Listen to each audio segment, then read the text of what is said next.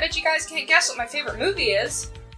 Ghostbusters, directed by the late Ivan Reitman, written by Dan Aykroyd and Harold Ramis, also late, starring some of the most iconic actors of the late 20th century, and also Ron Jeremy. He slimed me. My love affairs with this movie began when I was 11 years old, and it permanently altered my brain chemistry. After that, I gluttonously consumed every bit of Ghostbusters media I could find. I've watched the real Ghostbusters cartoon and its lesser-known sequel show, Extreme Ghostbusters. I've also probably watched the MythBusters parody series a few too many times for one lifetime. Whoa, you can't turn these off. If you do, we'll be in a world of trouble. Blah, blah, blah. Face. And when I discovered fan fiction, Ghostbusters was the first franchise I wrote for. And yes, it was very indulgent, immaturely written, Mary Sue self-insert, 2011 era fanfic.net middle school tripe. We all went through that phrase, you are not immune to cringe. And I'm not ashamed to admit, Egon Spengler was my first fictional crush. I mean, look at this man. But obviously, I don't have to tell you how good it is. Everyone loves this movie. They do not, unfortunately, love its sequel, Ghostbusters 2, which, to be fair, when compared to its predecessor, yeah, it obviously pales in comparison. Do, re, Egon! For one thing, it's a lot more sanitized than the original, so it can be more kid-friendly. Nobody smokes anymore, there's way less swearing and innuendo. Are you the Keymaster?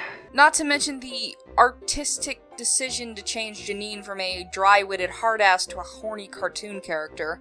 I like a child myself. Would you? Tonight? Overall, the film feels like a lot more flanderized, fan-servicey version of the first film.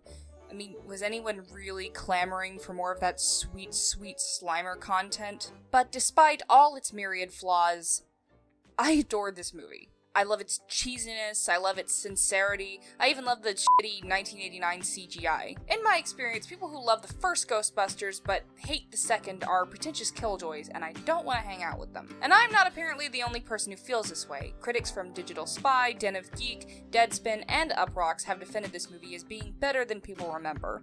So I'm in good company here when I say, Ghostbusters 2 is good, actually. And since this is a project about joy, that's what I'll be focusing on. Why this film brings me joy. Compared to the original's more dark, cynical overtones, the second is a lot more heartfelt. There's still plenty of sarcastic wisecracks. No, Joss Whedon did not invent that style, he only bastardized it. But this movie clearly set out to pluck some heartstrings along the way. The fact that the studio wanted to aim the movie more toward people of all ages definitely lends to this change in tone. Maybe that's why a lot of people don't like it, which is fine. If mush isn't your thing, that's valid. Bit of a red flag, but valid. The first movie was just about some guys starting a business, but Ghostbusters 2 has a clear emotional through line. You know, I just can't believe things have gotten so bad in the city that there's no way back. I mean, sure, it's dirty, it's crowded, it's polluted, it's noisy, and there's people all around who just as soon step on your face as look at you. But come on. There gotta be a few sparks of sweet humanity left in this burned-out burg. As hokey as it may be, the moral of Ghostbusters 2 is, let's be kinder to each other. The film introduces us to its thesis in the very first scene. As Dana is walking home with her baby, she passes by a man screaming at a meter maid over a ticket, and a woman on crutches who's almost mowed over by a guy in a hurry. This immediately sets the tone for the rest of the movie. There's a problem in New York, and it's that people are dicks. The nature of the mood slime is telling too. It's established that the unfriendly nature of the population of New York is what's manifested the slime, but it also causes people to act even nastier to each other on a feedback loop. It's a visual metaphor for how bad attitudes beget bad attitudes. Hurt people hurt people. The slime problem goes away once the Ghostbusters rally the city spirits, no pun intended, by parading through the streets on Lady Liberty, a symbol of hope and rebirth. The positivity makes the slime fade away. Vigo's power is diminished when the crowd joins together to sing Auld Lang Syne. That's why it's thematically significant that the climax of the film takes place on New Year's Eve. A new year, a new beginning, another chance to do better. And it's not just in the city overall, it's central to Venkman's personal arc, that thing that they forgot to give him, or any character, in the original. In the first movie, Peter is just kind of scummy, He's sadistic, he hits on his students, he treats his secretary like garbage. Don't stare at me, you got the bug eyes. And there's also the glossed over fact that he gave possessed Dana a knockout drug that he just brought along on this date for some reason. Our hero, ladies and gentlemen. In the first movie, you feel like Dana only got together with him because he wore her down enough. I mean, who else was she gonna go out with? Lewis, the nasal spray sniffer? But at the end of the movie, she's like, well, you saved me from being a giant dog, so I guess we're doing this. But by the second movie, they've long since broken up because Peter doesn't have the emotional maturity to be in an adult relationship. She clearly got fed up with doing all the emotional labor, and she left him. You know, you'd have been better off marrying me. You never asked me. And whenever I brought it up, you'd get drowsy and fall asleep. While Peter's immaturity and incessant need to make everything into a joke is seen as charming, I guess, in the first film, in the second, it's a character flaw that he needs to overcome, and he proves to her that he's learned from his past mistakes and that he's willing to do the hard work that goes into a healthy, equal relationship. His commitment to protecting Oscar shows her that he is the kind of man that Dana can depend on. Side note, how cute is Bill Murray with a baby? Also, I appreciate that Dana has more to do in this movie. She's an active participant in trying to rescue her son rather than getting turned into a sexy dog and needing to be rescued by the big strong men. You cast Sigourney Weaver in your sci-fi film, you better damn well use her. If we're talking about joy, this movie has it in abundance.